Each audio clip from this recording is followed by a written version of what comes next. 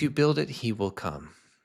That phrase has represented faith since The Field of Dreams came out in 1989.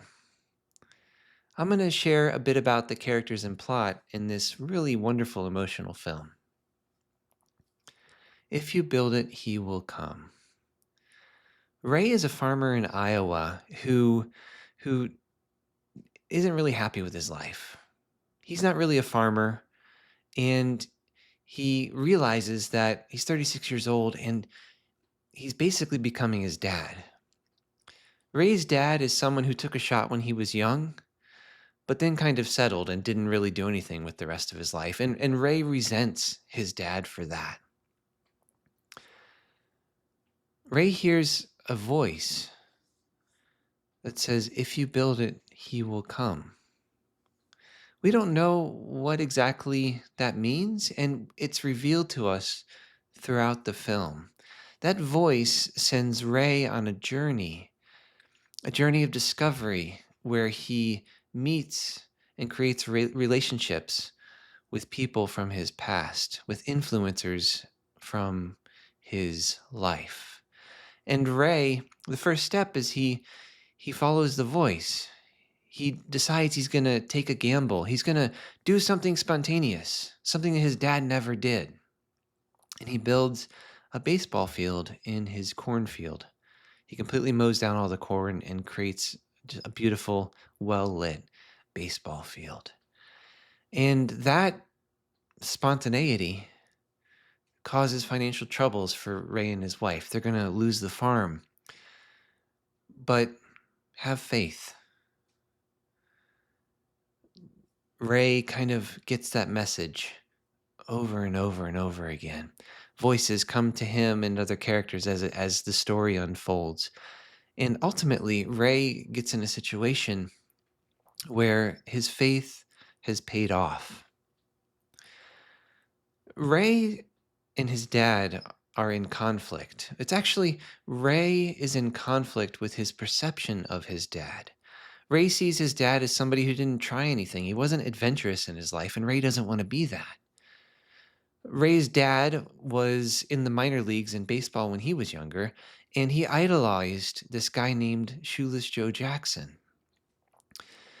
And the two of them, so Ray and his dad, would listen to ball games, and Ray's love of baseball really came from his love of his dad's love of the game.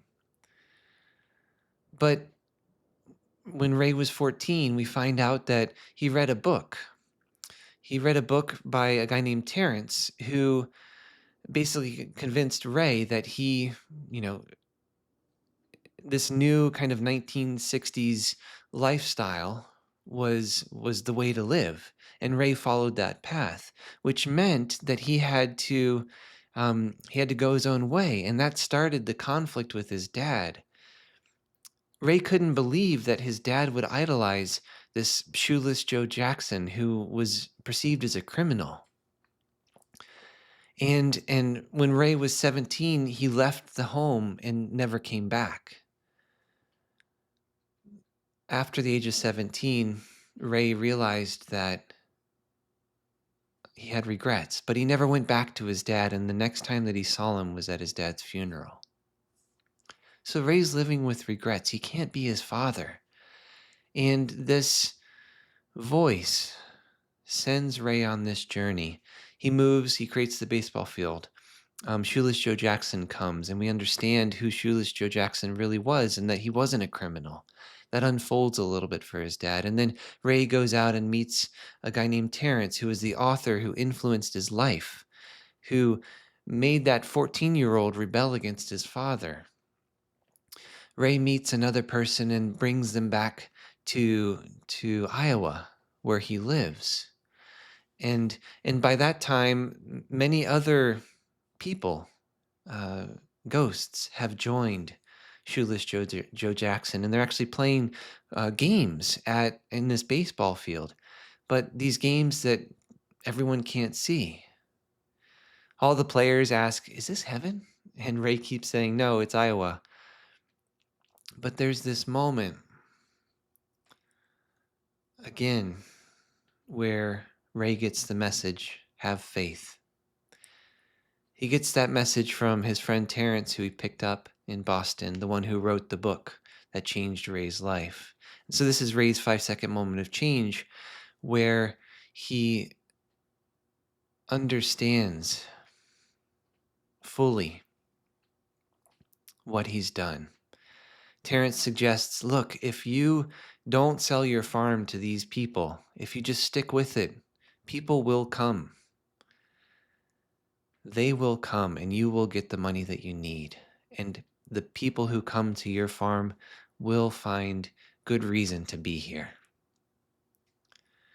And so, in that moment, when Ray is on the verge of signing a contract, Ray changes. He was someone who didn't have faith that everything would work out. He kept chasing faith until that moment, until that decision point of whether or not to sell the farm. And he chooses, no, I'm not going to sell. From there on after, Ray kind of continues to reveal a little bit about himself.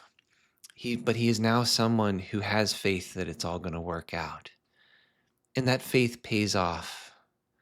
Just before the movie ends, we find out that the true meaning of this phrase, if you build it, he will come. We find out that phrase was actually about Ray's dad. And Ray, for the first time, gets to meet his dad and throw a baseball with him and begin to have the conversations that he didn't have when he was a boy, to have the adult conversations that we wished he could have had with his dad throughout the film. I really attached to this film. It was emotionally wonderful. It also is about baseball. I grew up growing and playing baseball for many years, and recently watched the championship and divisional series for our hometown team, the Seattle Mariners. And so it really touched me at this moment in time. I hope that it brought fond memories back for you. And if you haven't seen it, I hope that you are inspired to go check it out. See you next time. Thanks.